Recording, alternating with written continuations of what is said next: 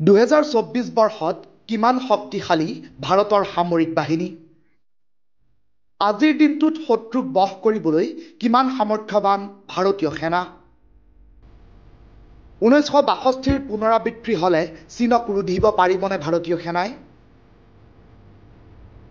সামৰিক শিতানত কিমান ধন ব্যয় কৰে ভাৰতে?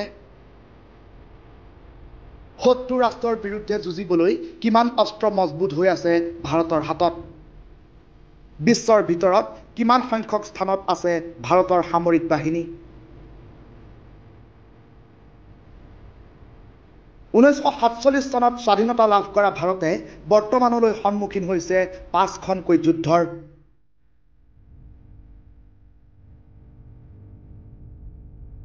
ঊনৈছশ 1947, 1965, 1971 আৰু 1999 যুঁজ দিছিল পাকিস্তানৰ বিৰুদ্ধে।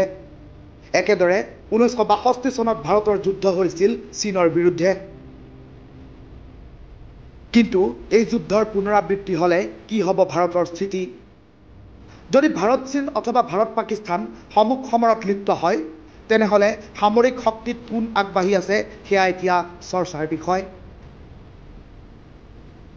শক্তিৰ ফালৰ পৰা বিশ্বৰ 138খন দেশৰ ভিতৰত 4ৰ্থ স্থানত নাম আহে ভাৰতৰ।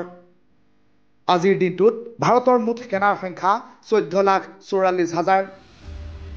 ভাৰতৰ হাতত আছে মুঠ 4,614খন টেংক, 2,082খন এয়াৰক্ৰাফ্ট IT মজুত আছে ভাৰতৰ হাতত, 5,000টা বেলিষ্টিক মিছাইল আছে ভাৰতৰ, 170টা নিউক্লিয়াৰ বোমা আছে ভাৰতত, 16খন ছাবমেৰিন আছে ভাৰতীয় জলসেনাৰ।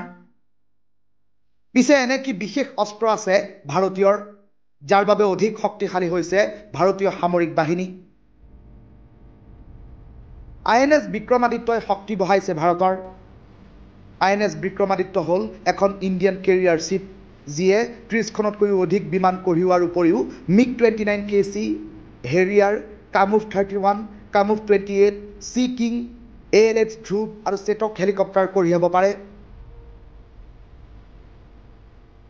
S-400 মিছাইল ছিষ্টেম ভাৰতৰ আন এক বিশেষ শক্তি। অত্যাধুনিক আৰু বিধ্বংসী air defence missile S-400 missile. INS হ'ল nuclear power ballistic missile submarine.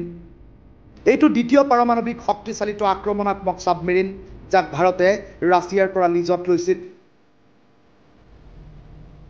অগ্নি 5 মিছাইলক দেশৰ আটাইতকৈ শক্তিশালী মিছাইল বুলি গণ্য কৰা হয়। 5,000ৰ পৰা 8,000 কিলোমিটাৰৰ দূৰৰ শত্ৰুকো ভেদিব পাৰে এই মিছাইলে। চীন ভাৰতৰ সীমা বিবাদৰ সময়ত চীনক ভেদ কৰাৰ উদ্দেশ্যই নিৰ্মাণ কৰা হৈছিল এই মিছাইল। আপাত দৃষ্টিত এয়াই হৈছে ভাৰতীয় সেনাৰ শক্তি। যিকোনো ৰাষ্ট্ৰৰ বিৰুদ্ধেই ই সামৰিক যুদ্ধত অৱতীৰ্ণ হ'ব পৰাকৈ সামৰ্থ্যৱান ভাৰত।